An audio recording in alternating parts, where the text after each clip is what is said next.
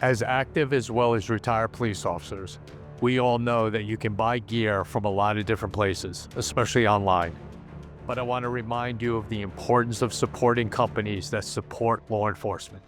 And I don't know a company that fits the bill more than Goals. Their motto is proud to serve those who serve, which they do every single day. And they walk the talk by supporting dozens of public safety focused organizations like Gold Shields. So when you are looking for gear, support our sponsor and go to goals.com. And Goals has done something special for our listeners. Go to goals.com and use the promo code GOLD15 and receive 15% off the next purchase you make. That offer is good until July 31st. Make sure you go to goals.com. Support them any way you can. Use the promo code GOLD15 and get a special 15% off your purchase. Welcome to Gold Shields. Join NYPD veterans Tom Smith and Dan Murphy. With over 50 years of combined experience chasing drug lords, dismantling cartels, and hunting terrorists. Now they pull back the curtain, sharing raw, unfiltered stories from the front lines and the heroes who stood beside them. No topics off limits. This is real. This is true crime. This is Gold Shields.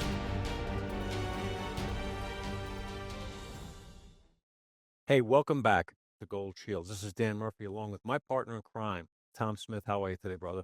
I'm good, buddy. This is gonna be a good one. You know, there's shows that we get psyched up about, and this is certainly one of them. Yeah, I'm absolutely excited about this guest, and I'm going to let you introduce him, but let's get right to him. He's phenomenal. Yeah, you know what? In law enforcement, Dan, in the undercover world, there's certain names that just resonate, respect, kind of legendary, you know, and just that level of professionalism that all of us strive to be. Whether you're an undercover, you're an agent, you're a detective or whatever, there's names out there, and we'll run over the names later, but Scott Payne's one of them. You know, that you mention his name and people like, oh my God, yeah, light up. And his legendary undercover work that he's done is something that we do shows about. And we're so lucky to have Scott here today. Scott, welcome to Gold Shields, buddy. And it is an absolute pleasure. Thank you guys for having me, man. Been looking forward to it. Well, it's a pleasure. You know, we're not Joe Rogan, but we have, we have a couple of listeners. You know, you're kind of a big deal. But thanks for giving us your time this morning, Scott. Hey, tell us about how you got to where you became an FBI agent, and tell us about that road. Sure. As I always say, I was a real cop first. Good man. That's right. They make the best agents. Yeah, well, you know, that rubs a couple of people the wrong way, but it is what it is. And actually, I learned it from NYPD. My first office was New York City, straight out of the gate out of Quantico, and 26 Fed. And I would go around with the detectives from NYPD. I mean, we had like 15 attached to the Colombian Drug Squad. And the guy would introduce me no matter what precinct we were in. They go, hey, this is this is Scott. He's a FBI. And they'd be like, how you doing? And he goes, no. He was on the job before. And they'd be like, oh, how you doing? And I'm like, oh, I'm going to start throwing that out immediately. I was a real cop, I promise.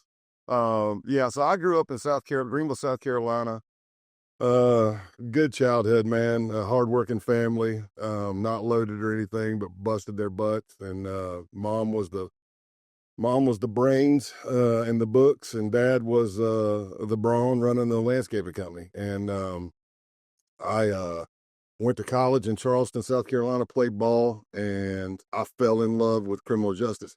If you know how it is when you get older, you look back and you're like, wow, I've pretty much been this. I can see how I was that mentality, even at a young age, that kind of servant's heart, shepherd mentality, bully of bullies kind of thing, taking up for the underdog. And I finally got hired at Greenville County Sheriff's Office. I say finally because I came out of college, even though I look and sound like trash. I guess on paper I was okay. But you know, don't let the accent fool you. That's what I used to say. I said that in New York. I used to say that in New York. Don't let the accent fool you. But I came out with a 3.8 average in my last 2 years playing NCAA football, and I couldn't get hired. because they weren't hiring white guys, which I get it. I just wish I would have known while I was majoring in it before I got out of college. I couldn't even get a job as a mall cop because they said I was overqualified. And I'm like, well, I don't know what you want me to do, man. So I got hired at Greenville County Sheriff's Office, and 3 in uniform, 2 as a vice and narcotics investigator, and I applied with the FBI. I was looking. What I learned and what my mentors and peers taught me is where you're going to be in 5 years. And it's sad that it still happens, 30-something years later, but the county council will give themselves raises every year, but they won't raise the pay rate for the officers. But they raise the hiring rate. So at some point, I could have quit, walked out the front doors, applied, and walked back in and make as much, if not more money than I'm making, because I would have gotten the 4-year degree kick and all that stuff. So you kind of look at where you're going to be, or that's what I was doing. Where are you going to be in 5 years? And I looked at the federal pay scale, and I'm like, man, as long as you don't screw up, lie, and get fired, you can be a GS-13 in 5 years. And that's kind of how it started. And I applied, and there's some very comical stories throughout time of orders night, because in the FBI, I say it's backwards. Like DEA, like I was just on with a former DEA agent. I think they pick their top 5 or 10. If you don't get it, they send you wherever. That's what I wish the FBI did. The FBI wants you to list all 56 field offices, 1 through 56, in the order you want them. And it's just it just screws you. You wake up sweating, you're like, I don't want to be in Alaska. I want to stay on the East Coast, so you work your way up. I think out of 56, New York was like 36 on my list, and I got it. So I think the way the New York office works, and being there, and Dan and I both worked there for many years, if they go down the list and you even put New York on there, whether it's first or 56th, that's where you're going. That's it. That's a given. But listen, Sky, you did some undercover, or you started your kind of undercover work in your local, in uniform, in the department you were in. And we ask all our undercovers this: the first time for anything is memorable. What's the first buy that you did? It's got to be a story, because every undercover we've had on this show will ask that. Tell us about your first buy, and they're always good. So what was yours? We're talking on the job, right? Not before I was in law enforcement. We'll stick to on the job for now. When I wasn't in law enforcement, those were scary too, I don't know what I'm doing, man. I just want to get high, No, I had no experience with like crack or nothing like that. And I made Vice and Narcotics Squad, and it was my night. We're rolling down on the street corner. It's not much different than New York. It's just that you stack them higher, you build a taller. The corner's kind of still the same. And I roll up, and my trainers, who were seasoned narcotics officers, they're like, of course, they're getting a kick out of it. I'm scared on 2 fronts. I'm scared because I don't know what I'm doing, and I'm scared because I don't want to embarrass myself in front of the gurus. So they like, man, no, you just roll down to the corner. They're going to come running up. You just tell them you want a 20, because that's what everybody's buying, a 20 for a crack rock. And I'm like, okay, well, now I was like 270, 275. I didn't look like I smoked crack. I'm like, I've been working. I ate it. Yeah, right. I'm like, I just started, or I just fell off the wagon. So I roll down there, and I crack the window. I'm scared to death. I'm wired up, and the old wires, like the tape and the wire and all that stuff. And I roll down, and of course, they come running up to the car. What you want? What you want? I was so scared. I cracked the window like a sliver. And I was like, my voice, I was like, I want a 20, and then I stick the $20 bill in the window like it's a vending machine. I'm like trying to slide it through, because I won't roll the window down. And he takes the 20, he pulls out the crack rock. He has to yell at me to roll down the window so he can hand me the crack rock. So yeah, I was petrified. I was petrified. It's like Tom said, every undercover we ever work with, and it's nerve-wracking work, but even street level stuff when you come up to somebody, because it can go bad in a second. All that kind of stuff does. So from buying a 20 on the corner, where'd you go next? How did you escalate? Did you do casework? Longer term stuff? On my Vice and Narcotics Squad, it was kind of like a catch-all. I mean, we ran cases, but that's where I learned. I mean, I didn't learn in uniform. That's where I learned how to develop sources, document, do a controlled evidence buy, how to document that, how to cover that so it's airtight in court. And I went to the South Carolina Criminal Justice Academy and took the Undercover Techniques course and passed it.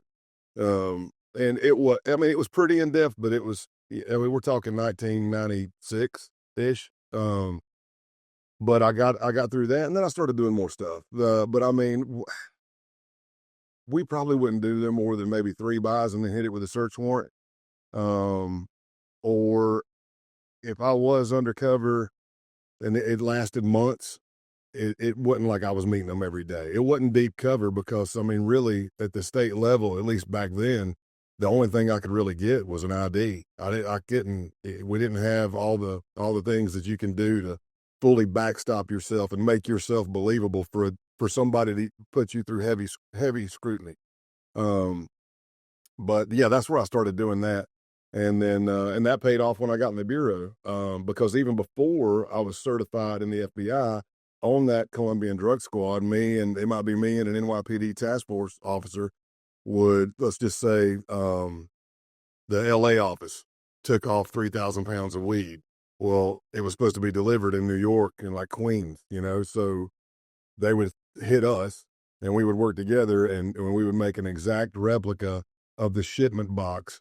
And then we're dealing with the United States Attorney's Office. And in this particular case, the AUSA didn't just want you to deliver it. He wanted you to deliver it and them open it. So we had a switch on the inside to let us know and activate, to let us know when they pop the lid. So like even then, just doing cameo type stuff, me and that NYPD detective would go deliver it to the Jamaican gang or whatever. So I started landing stuff like that. And then I landed a classified case. The only deep cover classified case I've ever done that got me transferred out of New York to the San Antonio division.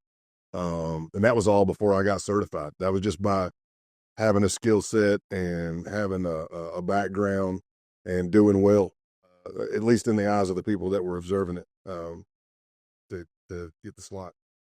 Well, your reputation took off, that's for sure, because you got asked to do other cases. And the one thing we always ask, and it's curious to listeners who love the undercover world and what it's all about in movies, TVs, and all that. When you went into a role, did you make up a personality or were you just you? That was me. That's kind of the way I was trained, because even when I'm still teaching now, if you are deep undercover, like daily, and you are being something that is completely opposite of what you are, or way different than what you are, for a long period of time, deep undercover, usually one or two things is going to happen. You're either going to slip up and let out the real you, or you're going to become the bad guy. And neither one of those are good. So I always stuck with me. I'm still a jovial country guy. I may or may not be married, may or may not have kids, may or may not be a musician, singer, whatever, went to college, but you pretty much bet I ride motorcycles and I lift weights. The only time I would really cut off the jovial stuff or just cut off a lot of my personality is like a murder for hire or what I call a closer. Like if somebody's wanting to shoot up a synagogue and they want me to provide them with a gun, or they want to blow up a black family and they want me to provide them with a bomb, I don't see any point in trying to develop a rapport because I don't really see that as a joking environment. We're not hanging. You're hiring me to either kill somebody or to help you kill somebody. That's fascinating. I think a lot of people who are listening to this show will probably say, wow, I didn't know undercovers did that kind of work. But yeah, you guys did. Tell us about what's your first work that you did? Well, biker gangs. You worked with biker gangs, didn't you? Tell us about that. Probably around 2005. So I'd already been in the Bureau about 7 years. And I was certified. I was a certified undercover. I'd done several undercovers. But I can't remember if I got contacted or I just saw the canvas. Either way, I replied or somebody called me. And the Boston field office was building a case against a couple of Outlaws chapters in Massachusetts. And they had done a lot of great work. The task force officers were phenomenal. They had been, I mean, the sergeant from Sergeant Higginbottom, everybody called him Higgy, from the Massachusetts State Troopers, been working the Outlaws forever. And Detective Cummings out of Brockton PD, and then we had an FBI agent, Tim. It ended up becoming Tim, who was actually one of my best friends in the academy. We went through the academy together. Actually, he drove me to New York to show me around because he knew the area because I didn't, and that's where I went up to look for a place to live. But I went up there and I did an interview process. We went through a bunch of stuff, talked about what I would do if it was me and game plans, and they chose me. So that ended up being a 2-year undercover case, and a lot happened in my life during that time frame. Not so much in the case. I mean, I think a lot did happen in the case, but I go in great depth in the book. But I crashed. I mean, I was working nonstop, but we can get to that. The biker stuff it's probably the most fun I've had on an undercover. I mean, I have a good sense of humor and I like having fun. For me to last for 2 years, I gotta, you know what I mean? Got to find something that lights my fire, I guess. But it was a really good case. Right. And that's what I was going to get into and ask you to expand on that case even more, because what we know, and you know a hell of a lot more than Dan and I both combined, biker gangs are tight. Biker gangs are very selective of who is involved with them. How was it getting into that group in an introduction or living up to what they were told about you? I mean, that's a skill set in and of itself of, staying at a certain level that you're getting introduced to. How tough was that to get in that group? I think I was just the right guy for the case, or it was the right case for me, however you want to put it.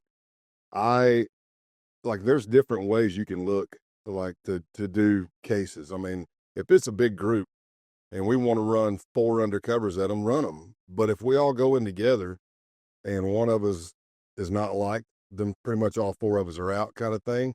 What I did is I came up with the idea and worked it with the team, but I wanted to go in cold. In other words, I didn't want an introduction. Because I was thinking along the Donnie Brasco lines, like my mentor and friend Joe Pistone, the Joe, you know what I mean? But if in the movie, if you remember, like he was really tight, or even in the book or the real story, he was tight with Lefty, and the thing is I'm like, okay, say we've got a friendly on the inside that introduces me, if later on there's any kind of threat coming my way, or they're going to kick me out, beat me down, kill me, whatever it is, I don't think they would let that person know. That person's going to be in trouble for bringing me in. That's how the system kind of works. But if we've got a friendly or somebody around, I don't want to even talk to them unless I meet them through the case, because if something like a threat were to come my way and nobody thought they knew me or anything, they would probably be let in on it. So for me, it was a safety net. So what I did is the team had great intelligence about certain members that love to be surrounded by big guys. They love to be the center of attention. They'd had a lot of interaction with these people and done interviews through just traditional law enforcement work. And I started going to the club, a strip club that they frequented a lot, but I went when they weren't there. And I knew how those clubs worked because I used to bounce at them in South Carolina. And the Hells Angels came to that one all the time. But what I did is just kind of start hanging and getting to know people, and human nature does the rest, because people always exaggerate, So by the time I'm bumping into the Outlaws for the first time, even if they ask, hey, who the hell's that guy with a Southern accent in Massachusetts? Oh, well, that's Tex. He comes here all the time, kind of thing. And that's what I did. And then the night came that they got out of church, and which is their mandatory weekly meeting. They call it church. And I went over, and I was already at the bar. And when they came in, I already had a crowd around me doing what I do, any bar I go to, really. But just, oh yeah, Holding court. yeah. Well, I did it in New York City. I walk in, I don't know anybody. If I talk to the bartender, that's fine. But and that attracted attention. And then I ended up getting called over, like, "Hey, where the F are you from?" kind of thing. And I cracked some stupid joke back, and then I'm playing hard to get, like a dating game. And then they're like, "Well, this dude's really not biting." And then, "Hey, come over here," and I walk over, and then things went on. It was divine intervention in my world, luck in some people's world. But you try to set yourself up for success before you go in. And that's a big difference in the street level and the deep cover, because the street level, which still happens today, and I did it a bunch, you show up, you hop in a car with a source, you roll around the corner, you don't know who you're buying from a lot of times, but deep cover, and you're planning this kind of stuff, then you need to have that intelligence. I mean, I've shown up to divisions. Like, I drove down, I get there on a Sunday, I meet the case team, they give me everything they got, and I'm like, "Yeah, man, we got a 50-50 shot. I can go bump this guy, but you got to, I mean, if it were me, I would follow this guy a little bit more. I would learn a little bit more about their pattern. And, do they get coffee at the same place every day? Well, maybe that's where that kind of stuff. So you set yourself up for success, and that case team, had done their work. And once we got in, it just took off. I mean, I came in with a legit reason to travel. I mean, what's a redneck doing in Boston? So I'm like, I was a site survey specialist for investors out of Texas. And I'd done my research on that. I grew up landscaping. I could speak to speak, and sell it. And that's what I did. And then of course, I start seeing all their illegal activity from the jump. And this is in every chapter. A lot of bikers, like you said, I mean, these groups have been infiltrated for 40 years now. They've gone to RICO trials. They learn when discovery comes out, they learn what was done. And for me, it's just a game of, do you believe me? And do you trust me? And most of the time it comes down to, am I advantageous for you? Are you making money off of me? Whatever it is, what is sexy to you? And that's what I did.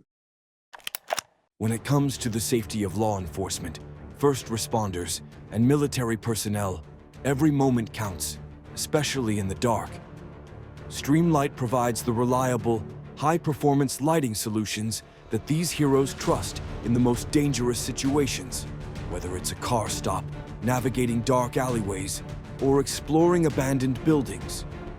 With Streamlight by their side, our heroes can tackle challenges with confidence, knowing they have the power of advanced lighting technology to guide them. From the first responders on the front lines to the law enforcement officers ensuring our safety, Streamlight is there to make every mission a little easier and much safer. Join us in supporting those who protect us. Visit Streamlight.com to discover how you can be part of the team keeping our heroes safe. Because when they shine, we all shine. Have you ever wished you could go back in time and see the events that shape the true crime cases that fascinate you? With newspapers.com, it's like having a time machine to the past. Dive into more than 1 billion newspaper pages from 1690 to 2025 and relive the headlines that shocked entire towns. Explore newspapers from the US, UK, Canada, Australia, and beyond with a simple search. Read the breaking news as it happened, crime scene reports, witness testimonies, and courtroom drama. Explore forgotten clues and see how the media shaped the narrative of infamous cases. But it's not just the major stories. Newspapers.com lets you dig into local mysteries, missing persons reports, and the small-town scandals that history forgot. It's the closest you can get to being there when it all unfolded.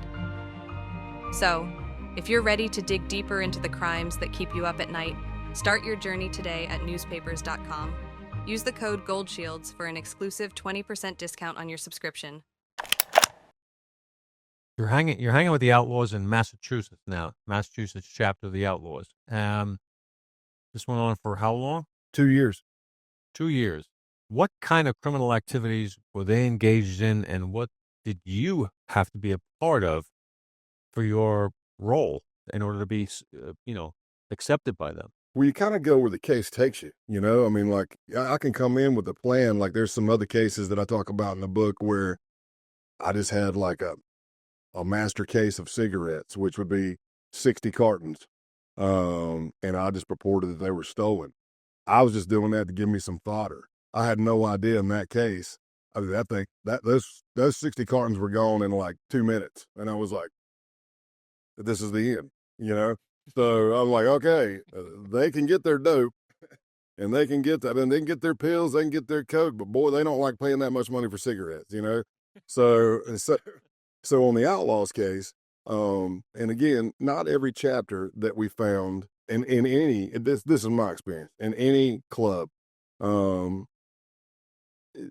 like if you went to Brockton for the most part, which is just around the corner of Taunton, you go there, most of the people had day jobs. Most of the members had day jobs. If they had done time, they're already out.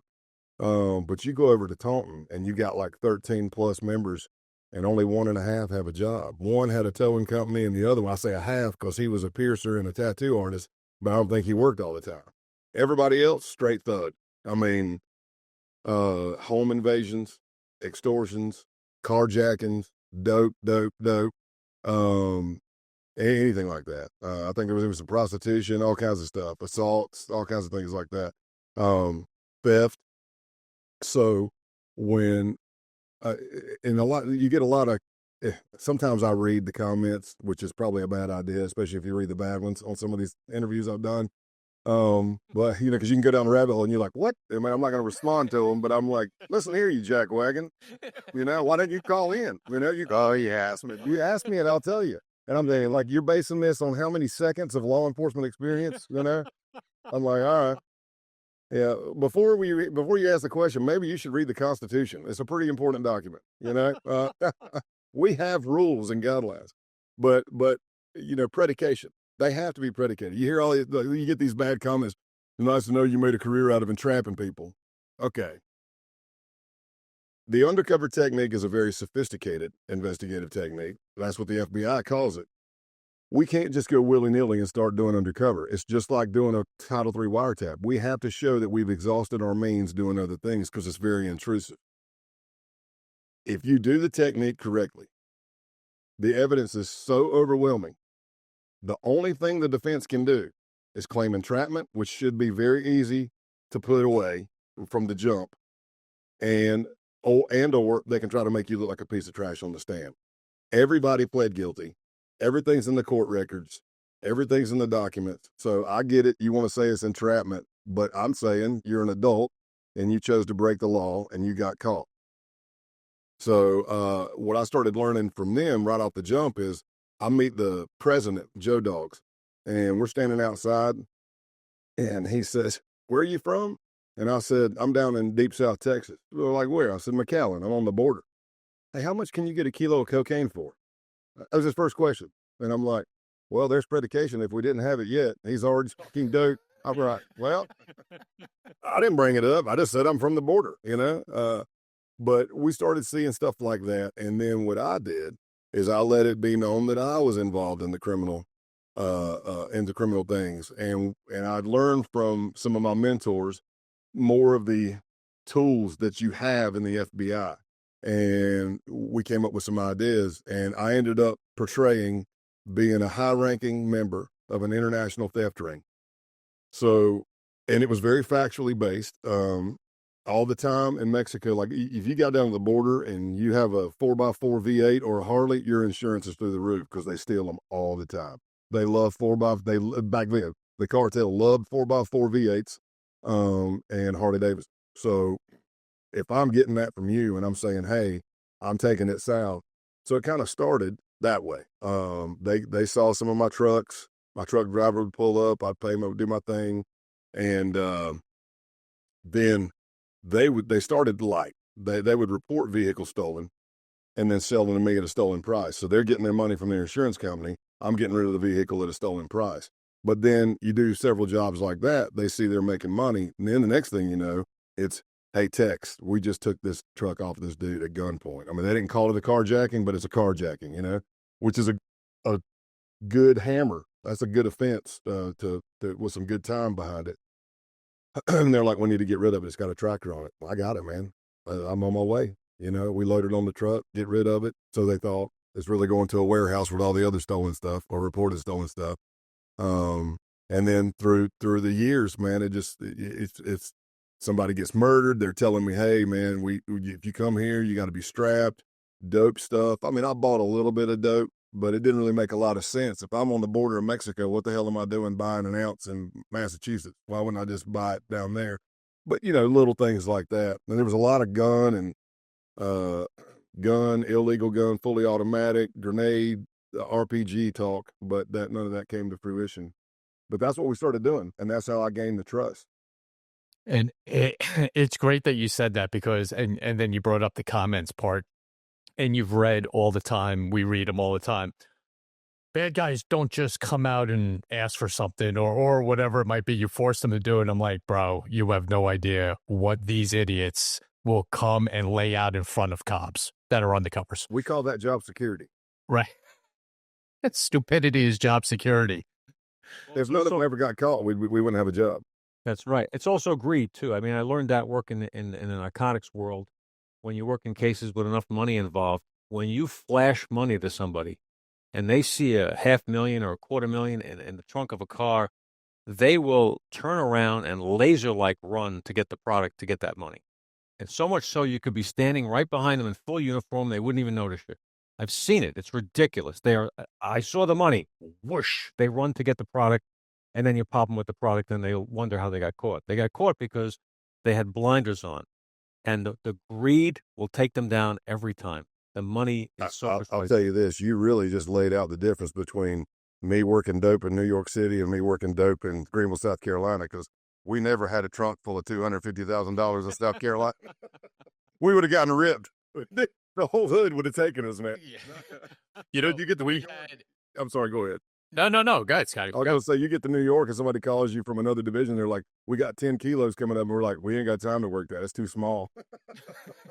Yeah. Like, you can come up and do it yourself. We're doing 100 keys over here. Right. That's a car stop. Just pull them over and grab it. That's it. But we used to, just going by, we used to have an undercover who was one of the most talented undercovers we ever had in the Bronx Narcotics. And what he would do was he would dress kind of nice, walk out to a corner where they knew there was a crew. He'd pick up a payphone, talking to no one, and start yelling at the payphone that he has all this money here and you're going to screw me. And now what do I do with all this money? Thanks a lot, and hang up and be mad. And 5 guys right away. Oh, what do you need? Yeah. Well, what do you got? He did it. It was textbook the way he did it. And Dan's right. You know, it's greed. It's hearing that dollar sign. But he would do it all the time, and we would listen to it on the Kel and just laugh because he'd be screaming at nobody on a phone. You know, and then the man, everybody radars going off. Oh yeah, yep. It was so great. Listen, before we get to our next question, before we go on with this, I just want to take one quick second to recognize our premier sponsors of this little show that we got, goals.com and tacticalgear.com. Check them both out on their websites. They are 2 of the best law enforcement supporters on this planet and in this country with the great merchandise that they have. Please check them out. Goals.com, tacticalgear.com. The one question I got, Scott, and it comes up all the time, and all the guys that we've had on this, we ask them all the time. What was the memorable oh shit moment? Do they got me? Do they know? The sphincter moment. What am I getting out of? All that. Sphincter moment. It's a medical term. No, I'll tell you this. I think I put this in the book. Just the way I tell the story. I get my asshole was knitting sweaters, man. It was doing this. Yeah. So you say sphincter, and mine's going, oh crap, you know. I've had several, which is not good. But the biggest would be the outlaw case. I mean, I've had it like even at the sheriff's office level. You're sitting there. Back then, if you went and bought weed, it was more like a family thing. Like you go in, you got to hang out. Your brother, hey, let's do one, let's smoke one, let's burn. It's not just a roll up to the corner and you're in this house in the woods where you had to pass booby traps to get to it. And I'm young, and now looking back as a senior person with a lot more experience, I'm like, there's no way my cover team could have got to me, man. But you're sitting there, and the dude's brother walks in, and the next thing you know, you see whispering, and you recognize the brother, and there's a rifle pointed at you, and the dude's saying, "My brother says you're a cop," and in your head, you're going, "Your brother's right," because when I was in uniform. When I was in uniform, I locked that son of a bitch up. I remember him, but I'm like, ooh, no, deny, counter accuse. How do I know you're not a cop? There's been things like that. There's been, drug tests when, like, a bag of cocaine is open in my face. I'm leaning all the way back across the couch. A red bone hound is in my crotch growling, double barrel shotgun pointed at me. You think I'd learn, but I'm not a smart man. And with my skill set, I never landed Wall Street. I land in the house with the red bone in my crotch and a gun pointed at me. But there's been other ones like where they almost found the one, like the white supremacy group that came out with a detector I'd never seen. It looked like a Geiger counter, and they almost found the tracker. I'm talking like after meeting them for the first time, we're talking 2 minutes. Like the first 2 minutes, I'm face to face with these people, and they almost find the tracker. But the biggest one that I talk about a lot, and I've been teaching this stuff as an agent since like 2008. So when I was still employed with the FBI, I traveled the country and sometimes the world teaching these blocks, showing the video of me getting stripped in the basement at gunpoint and fights and stuff and all that. And I still teach it. I end it more now with a huge mental health block, because as you guys well know, we're number one, first responders, military, we're number one in suicide, divorce, alcoholism, dying within 5 years after retiring. But the Outlaws case was, it was after a year and a half in, and we'll just circle back because I already told the story of what I laid out. So we did all kinds of criminal activity, and now we're ready to up the ante. We, as the case team, FBI, me, United States Attorney's Office, DEA was, Nancy Morelli was the DEA agent assigned with the whole time. She stayed on, great lady. So we decide, hey, they've been wanting dope from day one. Let's kind of, how can I sell this as Scott Calloway, the high ranking member of International Theft Ring. And I just said, look, I let it was in breadcrumbs. I'm not just going to spew it all out because that would look suspicious, but it took a while. But what we laid out was that I did used to be in the dope game. And the reason I got out of it, was because, some of my people were getting popped and the heat was getting too close. And I backed away. So I talked about that's why I moved stolen shit to the border, because law enforcement interaction going south, they're really just looking for money to go down to get dope. Even if they stop a truck with a bunch of stolen vehicles on it, what does the bill of lading say? So I worked the whole magic, and I let them know that the reason the gringo, the white guy, never got cut out of the Mexican cartel smuggling stuff and all this other stuff was because I'm the one that had the contacts at the port of entry and the checkpoint. And it was factual. Our public corruption squad was working that stuff all the time down there in McAllen. Anywhere from, it's around 10 to 15 grand somebody might get just to turn their head for 30 seconds to let a car go through. So that's why I sold it. Then I let it be known that my cartel contacts, who I called Manny, who, and maybe soon he'll be on your show because he's got a book getting ready to come out. And Manny's an unbelievable dude. And he's being him. I mean, like, he comes up and speaks Spanish, broken English, and you're like, I mean, to a biker in Massachusetts, you're like, that dude's legit, you know? But I laid it out that they needed to move dope. They had a dope load coming through, and that they wanted my truck drivers to drive it. They reached out to me, and we weren't going to deliver it into Canada because they lost their contacts at the port of entry, and they couldn't guarantee safe passage. So that gave the greed. It gave them an avenue to meet high-level suppliers of drugs, because what does a drug dealer want? They want the most pure quality product they can get for the cheapest price they can get, so they can make more money on the back end. And that's what we did. And we ended up doing basically a drug protection. They didn't know it, but we had 40 kilos of real cocaine and 1,000 pounds of weed, and this is like 2007-ish. So a year and a half in, I've done all this stuff. I've been to all kinds of rallies. I'm a hang around. They've asked me to patch. I didn't patch because if we had to for the case, maybe I would have. My ego wanted to, but your ego is not your amigo. I ain't never heard that. That's a good one. I like that. Well, I'm going to give credit where credit's due. He's a former San Antonio police officer, an alert instructor, and he's been around for a long time, but that was his line. He said, your ego is not your amigo. He said he's a Latino. So, but Mondo, everybody calls him Mondo. I wanted that patch, but let's just think about it. If a lot of these gangs now, they want you to hang around for 2 years, then they want you to probate for a year, because in their mind, they're thinking, well, that'll stop infiltration, because what Fed is going to hang out for 3 years before they even get a patch?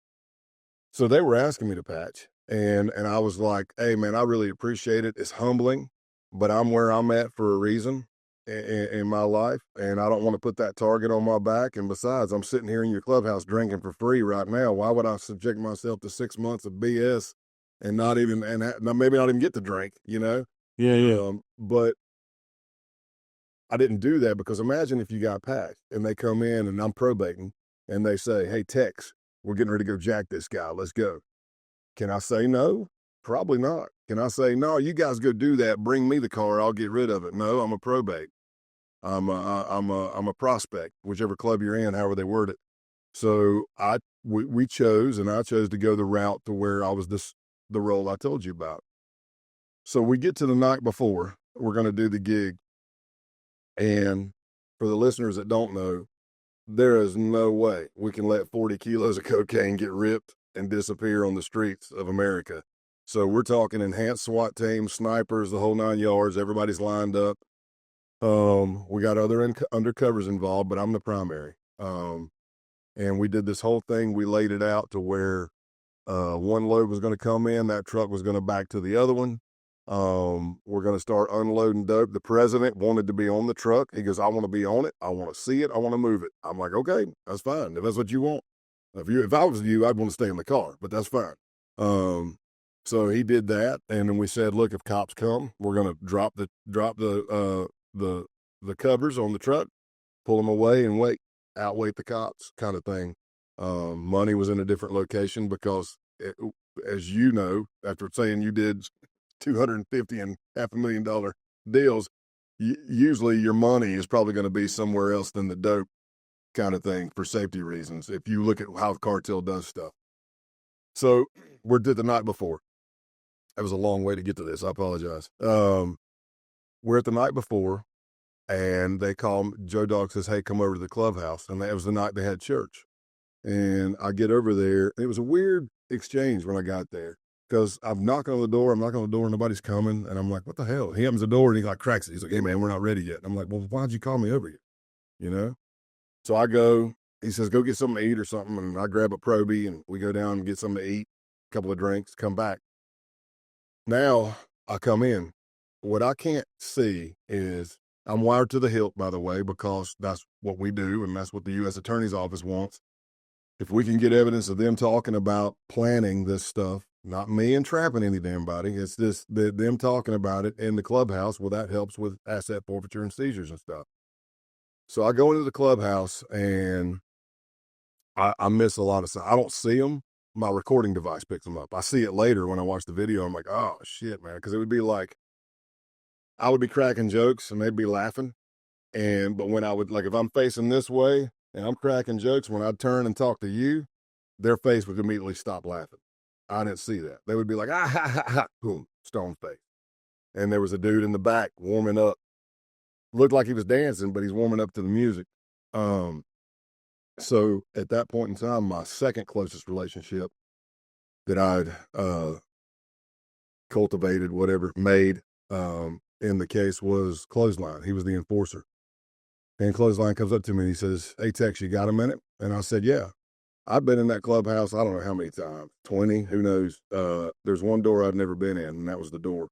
And it was a tight stairwell down to It's not a basement. It's not a crawl space. Somewhere in between. I couldn't stand up straight. And I saw rope. I didn't see plastic on the floor. They brandished their pistols. They let me know I wasn't free to leave.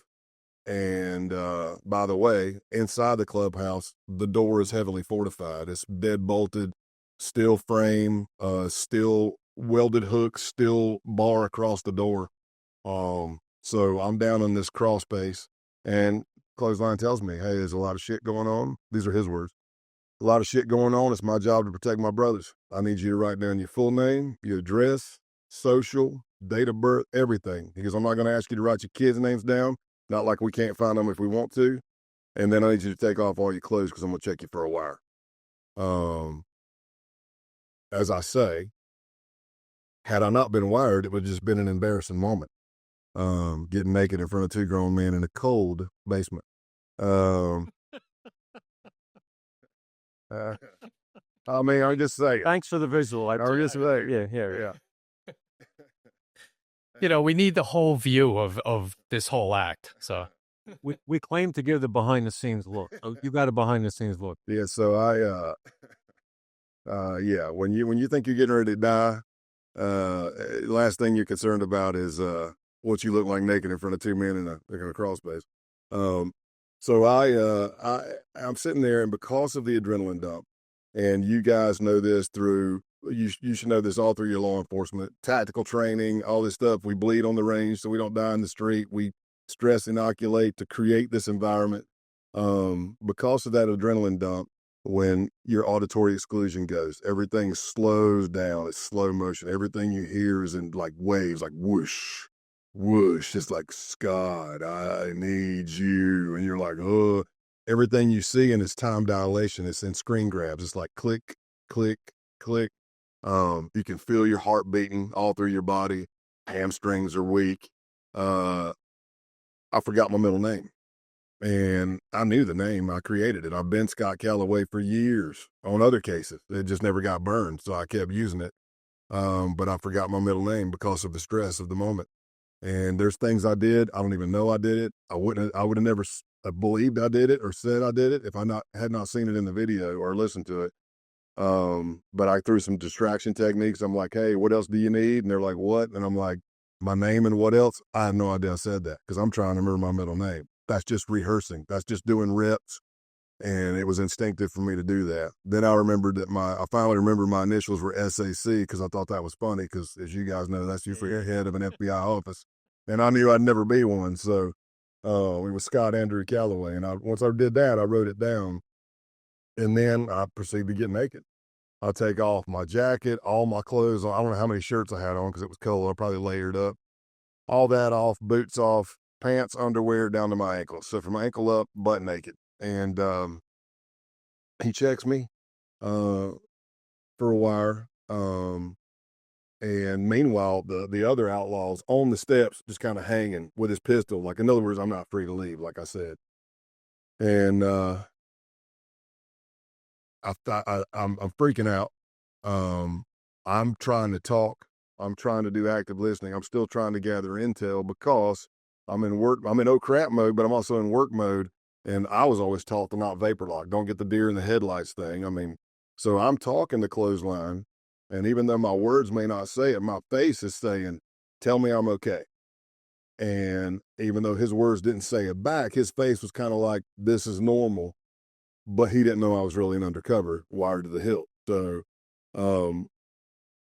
he even tells me at one point, he says, hey, man, wouldn't you be suspect if somebody came to your town and they started doing all this stuff with you? And I said, yeah, if they came up to me out of nowhere, but I didn't come up to you. You guys called me over. And I'm like, again, there's nobody, this goes to the entrapment argument. Nobody, I told him over and over, nobody has to do anything they don't want to do. You guys have been asking for this. I know y'all are worried, but let me tell you what happens to me if something goes wrong. I'm down on the border. I get taken out by the cartel, which is not slow, it's torture. Because I worked those cases as a case agent, and I could speak truthfully about tortured cases. And I say that, and he says, trust me, man, if somebody accused me of being an effing fed, I'd probably smash him in the mouth. And I immediately said, well, I'm not happy. And he said, I wouldn't be either. That's going on while he's checking me naked. Then he's done with that. I pull my pants back up. I don't know if I got my boots on or not. And then he grabs a piece of clothing that had a video and audio recording device in it. And he says, "Hey, I'm not going to find anything in here I don't want to, like some naked pictures of my old lady." And he laughs. And I should have said this before. Even though I said what I just told you I said, it didn't sound like this. My throat is tight. My voice is about an octave higher. I'm not even enunciating. I'm talking through my nose. My mouth's hardly moving. I've gone true redneck here. I'm like backwoods. My lips don't move, you know? I'm standing there, and when he grabs that piece of clothing, I know circa 2007 that the device is big enough and he's kneading it. He's going up the piece of clothing and he's doing this with his hands. And I know that if he gets to it, he's going to feel it. And I don't know I do it, but I saw it on the video numerous times. I'm standing there watching this dude go through this clothing, knowing I'm not free to leave. And even if I did fight and get out, if I made it past 2 armed men, what do I got upstairs? A barricaded door with like 10 other outlaws, you know? So, I don't care how tough you are. You're not Superman. You know, you gotta figure out another way. And as he's doing that to that piece of clothing, you can hear me give an audible sigh. I'm like, he looks right at it, misses it, and I'll live to fight another day. So the crazy thing that I talk about in that story, there's many things, but there's many training things you can look at. People always ask, man, what would you have said if he'd have found it? And I remember it like it was yesterday, because he threw me that bone with that joke and I'm an idiot. If he would have said, what is this? I probably was going to say, I don't know, some naked pictures of the old lady. The other thing was, the gig's up. I'm an undercover FBI agent. I can walk out of here and we can see each other in court, or all hell's going to break loose. Problem was, I would have been bluffing, because as far as I knew, every time I'd been in that clubhouse, the cover team couldn't hear me, whether it was the walls or whatever, devices back then. So it would have been a bluff. What I found out that night when I handed off my equipment is that because it was Higgy, the sergeant, state trooper, and Joe, the Brockton PD detective. And that first interaction with Joe Dogs, they made something in their spidey senses. They're like, something's not right. And they heard everything. And the way they told me is they had radioed Boston, because really that was the beginning of the shift for them that night. And everybody was coming blue lights and siren, because they told them I'm in the basement and I'm wired and they're stripping me at gunpoint. Patriot is a premium whiskey hard seltzer. We've carefully crafted 4 flavors that not only taste exceptional, but can be enjoyed on any occasion, anytime. We're committed to giving back 5% of all profits to the core groups we call the backbone of America. We are proud to help those who serve our great country. This is America's Seltzer, the brand that stands for quality, community, and the American spirit. When it comes to the safety of law enforcement, first responders, and military personnel, every moment counts, especially in the dark. Streamlight provides the reliable, high-performance lighting solutions that these heroes trust in the most dangerous situations, whether it's a car stop, navigating dark alleyways, or exploring abandoned buildings. With Streamlight by their side, our heroes can tackle challenges with confidence, knowing they have the power of advanced lighting technology to guide them. From the first responders on the front lines to the law enforcement officers ensuring our safety, Streamlight is there to make every mission a little easier and much safer. Join us in supporting those who protect us. Visit Streamlight.com to discover how you can be part of the team keeping our heroes safe. Because when they shine, we all shine. But I made it. Wow. I don't think I've ever heard anyone describe as well as you just did every element of what that moment felt like. That is pure terror. Mm-hmm. That is the kind of thing that I can feel it in you. What was that? I said it sucked. Yeah, that's another way to put it. But years later, you're telling it, and I can feel you're reliving that moment of sheer, you don't know, panic. You're frozen. What the heck am I going to do now? And I'm about to die. Wow. Yeah, and That's all I can say. I'll give you guys the spiritual side. Anytime my wife sees that video, she cries or just hears it because she knows me. I'm her husband. I mean, we've been together for many, many years, and she knows just by the sound. I got goosebumps right now. She knows by the sound of my voice that I'm scared, and she's never heard that, you know. But that night, when I got home, well, I was on my way back to the hotel. At that point in our relationship, I bought her a burner phone, which is common now, but you know, you buy a phone that comes back to nothing. That way I could call that phone from my undercover phone. Because when I would travel, I had nothing on me that was Scott Payne back then. When I got out of my car at the airport, I was Scott whoever, and that's where I was until I got home. But I'd call her and say, hey, you know, might be 4 in the morning, it could be 7 in the morning. Just letting you know I'm good, love you. I'll call you after I wake up. Sometimes we talk for a couple of minutes. Most of the time she's like, okay, I love you, honey, go to bed. That night when I called her, she said, first thing out of her mouth, guys, is she said, are you okay? And I said, yeah, why? And she said, I don't know. She said, I was in McAllen, Texas, driving with our girls, doing something, going to get something to eat or whatever. It's such and such time tonight. And I got this overwhelming feeling of fear. And I pulled over on the side of the road and started praying for you. And she didn't know it at that point, but I mashed it up. It's when I was in the basement getting stripped. There's some things that are unexplainable, you know, and the guy upstairs watches over us, and he's always a presence. That's for sure. I just echo what Dan said. I mean, that's one of the heart-pounding stories we've heard on the show, and we've heard a few. You know, so kids, you want to be an undercover, huh? Yeah. You know, it's not TV. Scotty. Yeah, let's go with Scotty and have a few life-threatening experiences. So, Scotty, tell us about your book, Codenamed Pale Horse. Tell us all about it. Just tell us about it, where it is, you know, and all that, but get into that. Well, I'll tell you, I got one right here, just in case. If you go to Amazon, look for that picture. That is my caveman face, because Simon & Schuster is, bless their hearts, man, they are wearing it out, but every day on Amazon, they're scams. Now, if you order from Simon & Schuster or Barnes & Noble or any bookstore, you're not going to get those. But when you go to Amazon, it'll be me at the top. I think it's like $21 now for the hardback. But right under it'll be Agent Pale Horse Workbook. How I did what I remember when I first saw them, I called Simon & Schuster. I'm like, did we do a workbook? I don't remember doing a workbook. And they're like, no, it's a scam. So any of those don't worry about, but it's Codenamed Pale Horse, How I Went Undercover to Expose America's Nazis.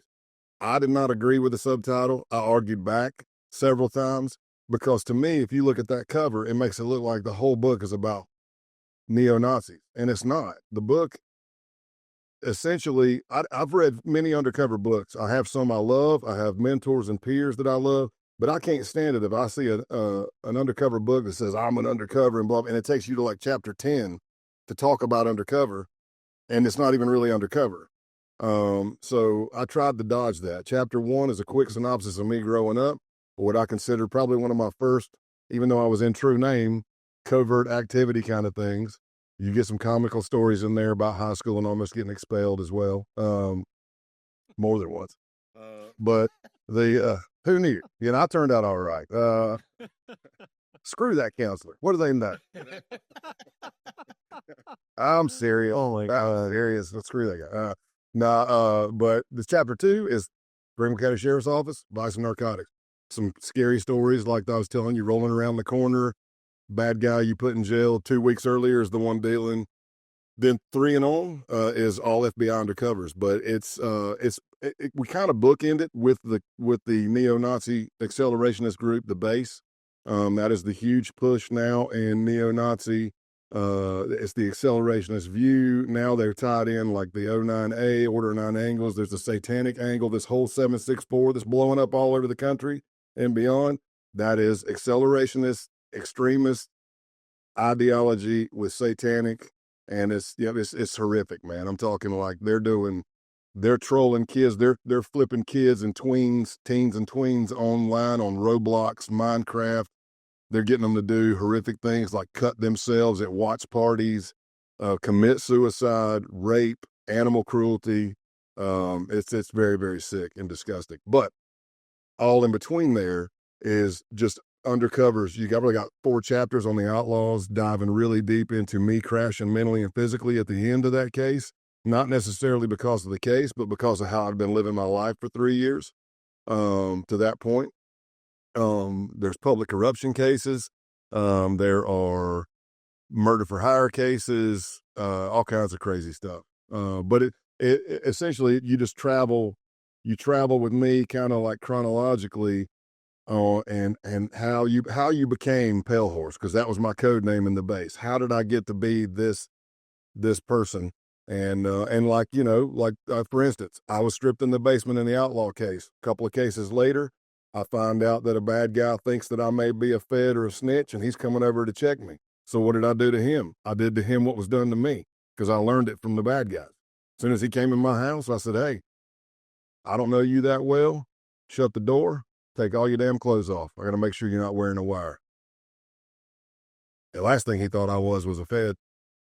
The best defense is a good offense, right? That's the way I live my life. Yes, sir. Wow.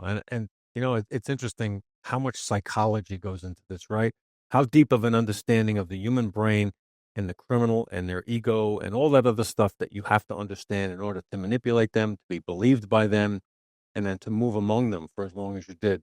Fascinating. I can't wait to read the book.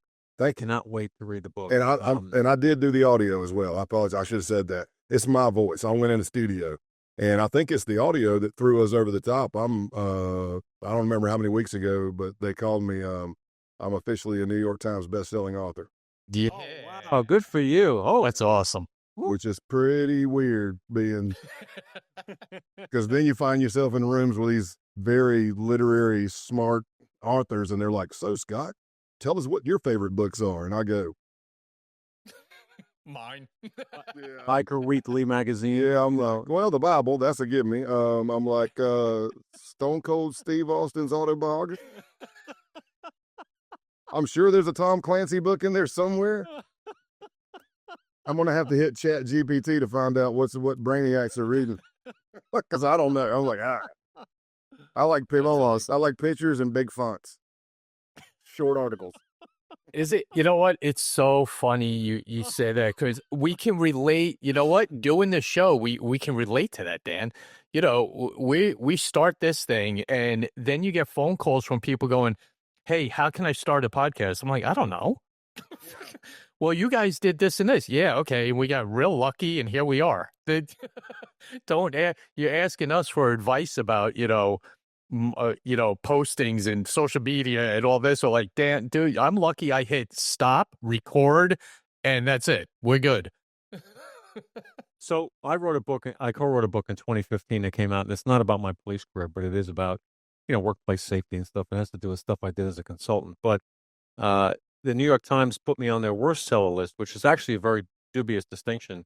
Well, I mean, they put. I'm just kidding. They talking about you with ink. That's good. You made it. No, they didn't at all. They said that my book was a page turner, provided it was open and outside on a windy day. They said it would definitely be a page turner at that point. I take that as a point of pride. Yeah. Thank you very much. Thank you. I think. Yeah. Yeah. Well, I can't wait to read your book. Can't wait to read it, and can't thank you enough for sharing just a glimpse into who Scott Payne is and what he's been through. But you're a fascinating guy. I can't wait to meet you in person and break bread and do all that other good stuff together. I'll be back up there, I'm sure, as we talked about offline, the NYPD Academy. That I think they're going to have me come back up and speak or something. I'm like, man, I said, like I said, 3 flights a day. You tell me. I can be here tomorrow morning if you want. Yeah.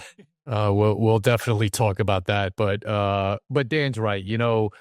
We are beyond privileged on this show to have some of the guests that we've had, and you just added to that list, Scott. It is absolute pleasure to meet you, to have you on, and to get a glimpse into what people think is so cool and movie-like and all this, and it's not. It's the most dangerous thing in the world, and we tipped our hats every day to the undercovers that we had on our team, because there's a cop and then there's undercovers. 2 totally different things. You can't, not every cop can be an undercover. It's a special set of skills and desire to do that. And if you don't do it right, you're going to die. Nerves of steel. Nerves of steel. Yeah. Well, that's very humbling, man. I really appreciate it. I'm just a dude. There, as I say I mean, I tell a lot of people, I've been doing so many interviews, maybe I've slipped up and hadn't put it in every one. I apologize, but I always say this, man, there are men and women out there that have done way more than me undercover. They've been through more harrowing things. Some people don't like to talk about it. Some people do, and they haven't had the opportunity or this platform to do it. So I'm just trying to, I'm still an instructor and a speaker and a teacher at heart. I love connecting with people. I love learning. And I'm just trying to do that. So I really appreciate it. Those words mean a lot to me. They're true. And we feel that way for sure. So we thank you for spending this time with us, and we look forward to catching up with you again. We wish you nothing but the best with the book and the movie that we know is going to follow. All I ask is that I can play a dead person in the background or something. You and me both. Yeah. I'll be the I'm not playing the guy who gets him naked. No. There you go. That's my cutoff. I'm not playing that guy. I'm sure the movie will make that scene even worse than it was. Yeah. Hey, what's all this Vaseline doing down here? Oh no. Why are you guys taking your clothes off? This is weird. And you know when you have scenes like that, you always think of the Gimp. Yeah. There's always comes in your head. Oh man, shoot me. Shoot. Oh, if I hear the Gimp, I'm gonna be like, nah. Then it's on. Yeah. Yeah. Then I'm fighting. Yeah. Then it's on. You know, it's hard to go from this to what we're going to do right now, which is what we do at the end of our show. But everyone out there, please keep our law enforcement officers in your prayers. Federal, local, state, all of them, as well as our military members. They do a tough job, as you just heard. Don't get a lot of money. Don't get medals. Don't get plaques. Don't get any of that crap. They just do it to keep people safe and get bad guys off the streets. So please keep them in your prayers and their families, because their families go through it just as much as they do. For my partner, Dan Murphy, and an incredible guest, Scott Payne, who we really thank for being on. This is Tom Smith for Gold Shields. Everyone stay safe out there.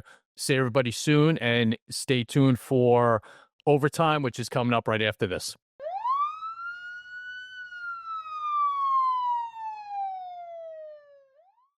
Hey, it's the Overtime, the OT here on Gold Shields. Tom, what do you think about that? Bro, you know, you can imagine undercover work all you want, and then you hear it, and it gives you a chill of what guys go through, girls too, you know, females go through. My God, it's a dedication. It's just another level. It's another level of police work that even me and you, with the experiences we have, can't put ourselves in that spot. That moment of, first of all, I never heard anybody describe it so well that I was feeling that anxiety and fear too. Yeah, like you were there. Yeah, tremendous storyteller. And to be able to keep your head together in any way, shape, or form at that moment. But he described the very human reactions to that level of fear and impending death. He figured, I'm dead. How does your body react to that? And I don't care how tough or how cool you think you are, there's certain stuff that happens and things break down. And he described it so well. He's an awesome storyteller and a tremendous guy. I mean, we only tip of the iceberg with him with stuff, and you could tell. Oh, you could do a 3-hour show with Scott, you know, about just cases he's done. I mean, we didn't even touch on the neo-Nazi case that he did. So we're just going to have him back on to describe that, because that, from what my understanding was insane. What that group was into. They were one of the most dangerous neo-Nazi groups in the country at the time. So we're going to have Scott back on, which I don't think is going to be a problem. But No. You know what? There's people out there, Dan, that have this skill set that are just talented as all hell. And like you said, you know, you're in that situation. How don't you just pass out? It just fall down, you know, or your body just completely falls apart and shaking, you know, and everything else. And it's a special person that gets to do that. You know, and the work that he does, the work that undercovers do in general, people look, you see headlines, there's an arrest, a takedown of a criminal organization. You see the detectives or the agents walking the persons out of a courthouse or into a courthouse or whatever. And it's, you know, it's all staged and you go, wow, they took down a case, you know, but you have no idea these criminal organizations are very, they're cloistered. If you're a member, you know what's going on. If you're not a member and you're not in, you don't know anything. They don't just welcome people in. Undercovers have to work their way in, and often this is, as he said, you have to exhaust all other investigative means before you can insert somebody into the lives of somebody to get, evidence against a criminal organization. But when you do that, you get the real glimpse, just like with a wiretap. You get a real look at what they're doing, and that's what's necessary to put these people away. And these are bad people. These are not nice people. These are not people who are out inconveniencing other people. They're killing people. They're robbing people, tying people up, threatening people, extorting them. I mean, nasty stuff they do. And so for him to have the shoes, we'll call it, to go in and do that kind of work with multiple different organizations at the high level that he did as a deep undercover. We've had deep undercovers on this show before. That's a whole new level of commitment and constant stress. Yeah, and it's not like I just said. I said during the show with Scott, it's not a movie. It's not an hour. It's not 2 hours. I mean, think about people don't understand this and the commitment it takes to do a regular investigation like me and you did as case detectives and all that. A 2-year case is forever. Now do a 2-year case with you being someone else. That is beyond, rational thought of what you have to do that. And, that's why it takes a long time sometimes. And some people don't get it. They don't understand what it takes and the commitment and just danger every single day that undercovers are in, whether you're an undercover in Bronx Narcotics or at the level of Scott, they can all turn real bad real quick. Very quickly. And, you look at Hollywood actors, they get paid a fortune to read a script in a controlled setting, pretend to be A, B, or C, and then go home. Deep undercovers get paid peanuts to do it with their life on the line, 24/7 for long periods of time. And they have to be so convincing that their lives depend upon it. Not an Academy Award nomination depending upon it, but their lives. So we should have some kind of an Academy Award for undercovers. It really should be something to point out the incredible lengths that they have to go to save our streets and save our communities from these criminal organizations. Right, and that's what it is. It's stopping these criminals from just taking over neighborhoods or inflicting pain or criminal activity into honest people. But like you said, there's no cut, there's no take two, there's no wait, change the lighting. This is legit, real dangerous stuff, and what a privilege it was to have someone like Scott Payne on. But we'll have him on again for sure. I'm gonna have to. Yep, and he's out there teaching now and instructing and training young people on how to do the kind of work he did successfully and stay safe, go home to your family, and still have your head on straight at the end of your career. Not an easy task, but we're very blessed to have a guy like him continuing to do that work, helping the next generation.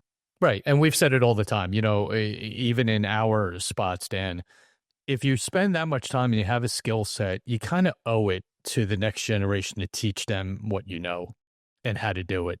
Because if you don't pass on the experiences you have and the knowledge you have to those who are just starting, what's the point? Exactly. What's the point of everything you did? Pass it on, because someone is going to learn something. Even if you take one part of something he says, you're still going to learn something. And that's what's important in police work today, that passing on of information to young guys and girls has to be done. Absolutely. Well, none better than Scott. We've interviewed some great ones, met some great ones, worked with some great ones, but none better than Scott, that's for sure. And what an honor it was to have him on today, right? No doubt. And, just another one, Amazing. So we got some more coming up. But for now, Scott Payne's in the books, and what a privilege it was. So everyone out there, just remember thegoldshieldShow.com, YouTube at Gold Shields, and all our audio platforms. Check us out, follow us, subscribe, all that good stuff. And thank you to all our sponsors as usual. Dan, it was a pleasure as usual, buddy.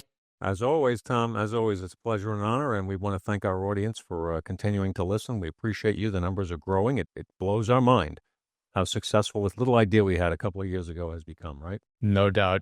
Thanks to all, and we're going to keep doing this for you. So, Dan, have a great day, and we will see everyone out there soon. Stay safe. Take care.